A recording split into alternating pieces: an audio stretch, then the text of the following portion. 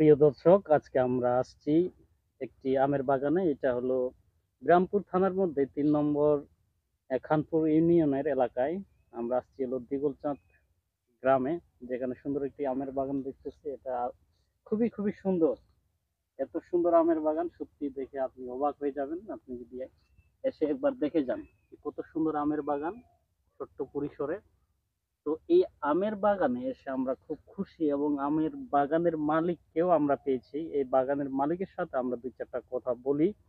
এই বাগানটি তিনি কিভাবে করেছেন, এবং আমরা জানি এবং শুনলাম যে আমের বাগানের মালিক নাকি খুব সুন্দর একজন কৃষক। তিনি খুব সুন্দর এইরকম আমের বাগান করেছেন এবং তিনি আরো বিভিন্ন জায়গায় তার বাগান আছে এবং দেখার মতো বাগানগুলো, এবং তিনি প্রতি বছরে অনেক অনেক টাকা উপার্জন করেন এবং অনেক আমও তিনি ঢাকায় নিয়ে যান, এইভাবে আমরা শুনেছি। তো আসুন আমরা মালিকের কাছে যাই, শুনি।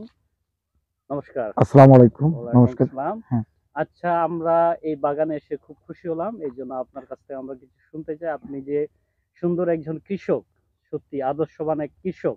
এই কৃষক হিসাবে আমরা এটাও শুনলাম যে আপনি এখানে থাকেন না, অথচ আপনি এখানে অনেক বাগান করেছেন এবং এই বাগানগুলো বিভিন্ন মানুষদের দ্বারা এটা পরিচর্যা করাচ্ছেন। এটা কি করে সম্ভব? প্রথম আমরা জানতে চাই যে আপনার নামটা কি? আমার নাম মোহাম্মদ শফিকুল ইসলাম শফিক। আমি এই কৃষক একজন। আর আমার কথা হচ্ছে আমি এখানে না থাকলেও অনেক বাগানে বা কৃষিকাজের উপর অনেক ইয়ে করি। আমি অনেক গবেষণা করি, অনেক চিন্তা ভাবনা করি। এলাকার আমার দেখা দেখি আরো যারা বেকার আছে তারা যেন ভালো কিছু করতে পারে। তো এই যে বাগানটা আপনি করেছেন, আসলে এই যে সুন্দর একটা প্রদর্শনী বাগান, হুম, অনেক আম, ছোট্ট গাছ হলে আমে ভরা। হুম। এটা কিভাবে সম্ভব হলো যে ছোট ছোট গাছে এত বেশি পরিমাণে আম হয়েছে? দেখেন, আমি ঢাকাতে থাকলেও আমার স্থানীয় যে কৃষি বিভাগ আছে, কৃষি অফিসার আছে, উপজেলা পরিষদে যারা আছেন তাদের সাথে আমি তাৎক্ষণিক যোগাযোগ করি। কোন সময় কোন মানে কিভাবে পরিচর্যা করলে আমি ভালো রেজাল্ট করতে পারবো। আমার এইভাবে বিভিন্ন আরো অনেক বাগান আছে। ওই বাগানগুলো আমি এইভাবে মানে তাদের সাথে যোগাযোগ করার পরেই ওদের পরামর্শ অনুযায়ী, কৃষি অফিসারদের পরামর্শ অনুযায়ী আমি এইভাবে আমার যারা লেবার থাকে, যাদের দিয়ে আমি কাজ করাই বাগানে, আমি তো আপনারা জানেন ভালো করে যে আমি বাইরে থাকি, থাকি, ঢাকাতে কাজ কাম করি। আর মূলত কথা হচ্ছে যে তাদেরও কথা অনুযায়ী আমি আমার লেবারদের বা আমার যারা কাজের লোক থাকে তাদেরকে দিয়ে পরিচর্যা করাই। ইনশাল্লাহ আমি এই পরিচর্যা ভালো সুফল পাইছি। আমি ধন্যবাদ জানাই আমার উপজেলার কৃষি অফিসার, ওনাকে অনেক অনেক ধন্যবাদ। উনি অনেক সুন্দর পরামর্শ দেন আমাকে। আমি বিরামপুর এবং নবাবগঞ্জ উপজেলার মধ্যে যারা আমাদের কৃষি অফিসার আছে, কৃষি কর্মকর্তা আছে, তাদেরকে আমার ধন্যবাদ দেওয়ার অনেক অনেক ধন্যবাদ।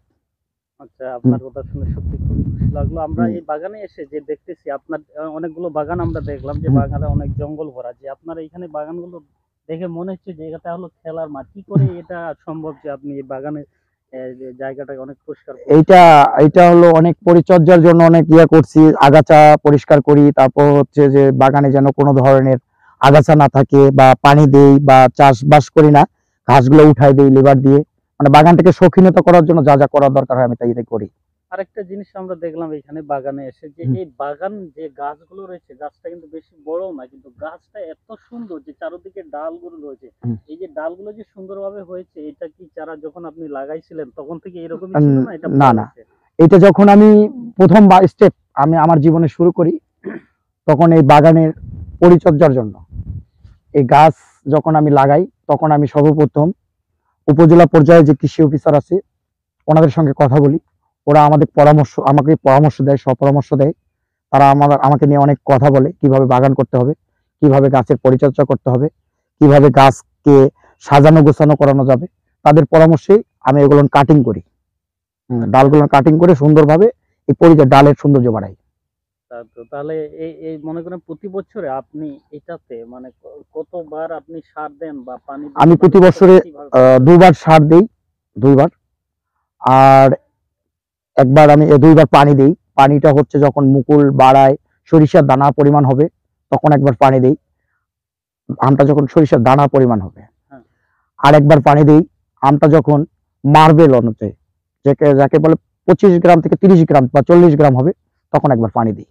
আচ্ছা, সুন্দর। আরেকটা বিষয় হলো কি, আমরা জানি যে এই আমগুলো যখন বড় হয়ে যায়, এই যে অনেক ফরমালিন বিভিন্ন ধরনের মেডিসিন দেওয়া হয়, এবং এই মেডিসিনের ফলে এই আমগুলো অনেক সময় দেখা যায় অনেক নষ্ট হয়, এবং মানুষ খেলে পরে মানুষেরও অনেক প্রবলেম দেখা যায়। দেখেন আপনি আমি কি একটা এরকম কথা কিছু বলি, ব্যবহার যারা করছেন কিনা? যারা এই আমে, হ্যাঁ, ফরমালিন দেয়, যে কোনো মানে কৃষি কাজে যে ফরমালিনটা ব্যবহার, এরা দেশ এবং জাতির শত্রু।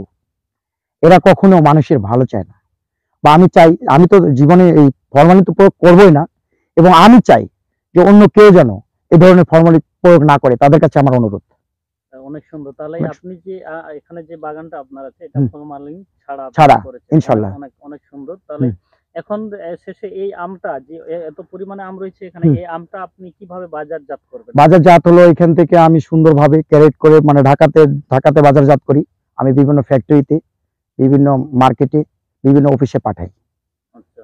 আর আমি একটা জিনিসে সবসময় চিন্তা করি যে আমি কোনোদিন, যত আমার যে মানে যত প্রজেক্ট আছে আম বাগানের, আমি কোনোদিন যেন ফরমালিন ব্যবহার না করি। অনেক ধন্যবাদ। এখন আমি আপনার কাছ থেকে একটা সাজেশন মূলক কিছু হুম, শুনতে চাই, হুম। যাতে আমার দর্শকগুলো যেন খুশি হয়। আপনি অন্যকে কিভাবে সাজেশন করবেন যাতে মানুষ আগামী দিনে আর দেখেন এইভাবে বেশিভাবে আম দেখেন আমার এলাকায় যারা বেকার আছে, হুম, আমি তাদেরকে নিয়ে অনেক সময় চিন্তা করি, যেটা আপনারাও জানেন।